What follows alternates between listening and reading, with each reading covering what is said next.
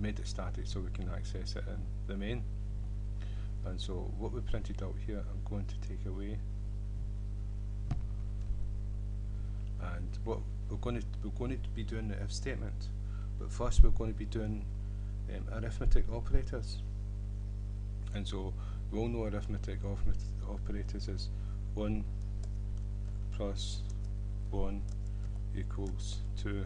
I'm glad I never got that one wrong, right? And so that's it, the operator for adding things together. And we all know that 1 minus 1 is 0, and that's the operator for taking things away. But the divide is the backslash, and it doesn't give you the remainder, it only gives you the sum of the division without the remainder. And so 1 divided by 1 is 0, right? But let's see if we do, yeah, so what, yeah, I'm getting confused, right? But anyway, this is divide, so use that to divide, but you do not get the remainder. If you want the remainder, it's the percentage sign. And so what this will return, if this is a remainder, it will not return the division part, it will return the remainder. If a division has like the division part, and if there's a remainder, there's the remainder part. Well, in Java programming, the two don't come together. You have to do 2 separate commands to get each one of them. So if you want how many times a number goes into something, you use the backslash, and if you want to know after it's been divided what is the remainder, you use the percentage sign. And there's also a plus operator, and that is called an increment. This increments 1 onto the variable you add that to. And so if I went num, what that's saying is that num, add 1 onto num, and if it comes back around again, it'll add 1 onto num, and it'll keep incrementing. And you've also got minus minus, which is a decrementer. So we're going to go into them because we're going to use them. We've also got the greater than and the less than sign. Let's see. And so if I go 4 is less than 6, so that's less than. So 4 is less than 6, and it is true, it will return true. We use that in if statements. We use it in while loops, do loops, and for loops. And so it's very important. And if I do this, 4 is greater than 6. Oh, it's not greater than 6. And so that would return false. And if I went equals, equals the other side of it. Like 4 is greater than 6 or equal to 6.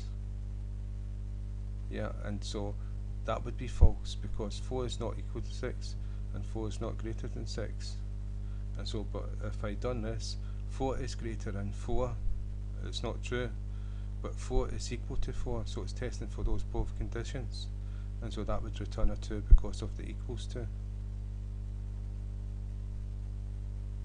So you've got the greater than and the less than for comparing, and we've also got the and the or, the Boolean expressions, the Boolean algebra expressions, and so we'll go into them as well. So that's the operators. So what we're going to look at is we have num1 and num2 to do arithmetic with, and so what we're going to do is we're going to do an if statement. And so if statement is the if command. You've got your brackets, and inside the brackets you're going to put a condition, and if that condition is true, it's going to do something, and if it's not true, it's not going to do it. And so I'll show you. Let's say if 1 is equal to 6, which is false, and I do my brackets, so inside these brackets, with one command you don't need brackets, but we'll group everything together anyway, just start off that way. So, and we'll put the print sign inside the if statement. Right, and we're going to print true. And this else will not do that just now, so nothing will happen because it's false. And nothing happened. But if it was true, if 6 was equal to 6, I didn't mention equal sign. The arithmetic is one equal sign, but if you're comparing a number with another number, it's two equal signs. So that is saying is 6 equal to 6, and if it is, it's true. If it's not, it's false. That's the two equal signs. And so this is going to be true, so it's going to print this statement, because 6 is equal to 6. And there you've got the word true. And just to prove it, we're going to separate the characters. There you've got true with a space in between. And so that's true, and you can use the true keyword. You can type true in, because true will return true, and it will print it to screen. And we can use the false keyword.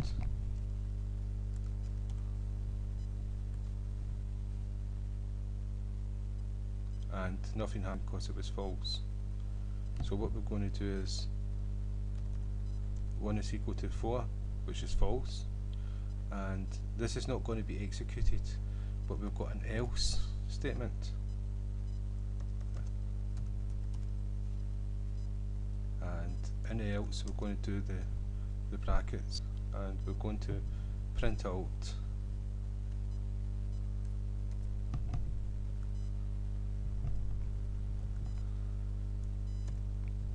false. And so if we run it and it's false, it is false, it's going to print out false. And if we make this statement true, it's going to print out true. So, and if we do like 4 is less than 4, which is false, false. And if we do like 1 is less than 4, which is true, true. So that's it if statement, and it's inside here we put a condition to be tested for true or false. If it's true, the code after the if statement will be executed, and if there's no else statement, then it'll move on to the next line of code and continue over the program. But if there's an else statement, if it's false, the statement with the else statement will be executed. It doesn't need to say false, it can be any code you want. We've also got an else if, and we'll cover that in the next tutorial.